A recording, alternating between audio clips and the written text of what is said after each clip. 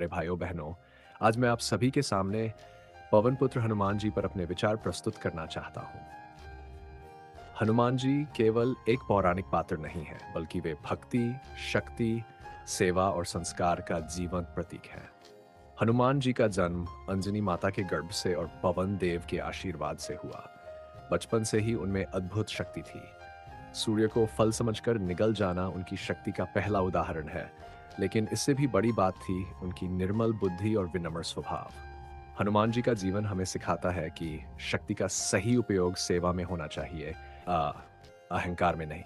उन्होंने कभी अपनी शक्ति का घमंड नहीं किया। जब जब श्री राम का नाम लिया, हनुमान जी सबसे पहले सेवा में खड़े दिखाई दिए। लंका दहन की कथा केवल युद्ध की कहानी नहीं है, बल्कि यह अधर्म के विनाश और धर्म की स्थापना का प्रतीक है। हनुमान जी अकेले लंका गए, लेकिन उनके साथ था राम नाम का बल। यही कारण है कि असंभव कार्य भी संभव हो गया। हनुमान जी हमें यह भी सिखाते हैं कि सच्चा भक्त वही है जो स्वयं को प्रभु से छोटा और प्रभु को सबसे बड़ा माने। जब राम जी ने उनसे पूछा, तुम कौन हो? हनुमान जी ने उत्तर दिया, देह बुद्धिया तु दासोस्मि, जीव बुद्धिया त्वदंशक, आत्म बुद्धिया त्वमेवाहम। इति में निश्चिता मति, अर्थात शरीर से मैं आपका दास हूं, आत्मा से आपका अंश हूं और तत्व से आप ही हूं।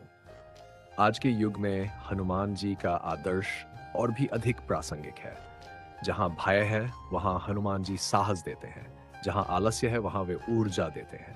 जहां भ्रम है, वहां वे सच्चा मार्ग दिखाते हैं। जो व्यक्ति प्रतिदिन श्रद्धा से हनुमान चालीसा का पाठ करता है, उसके जीवन से नकारात्मक शक्तियां दूर रहती है और आत्मबल बढ़ता है। हनुमान जी कलयुग के प्रत्यक्ष देवता माने जाते हैं। अ, अंत में मैं यही कहना चाहूँगा कि यदि हम अपने जीवन में भक्ति में विश्वास, कर्म में निष्ठा और मन में विनम्रता ले आएँ, तो निश्चित ही हनुमान जी की कृपा हम सभी पर बनी रहेगी। बजरंगबली की जय श्री राम।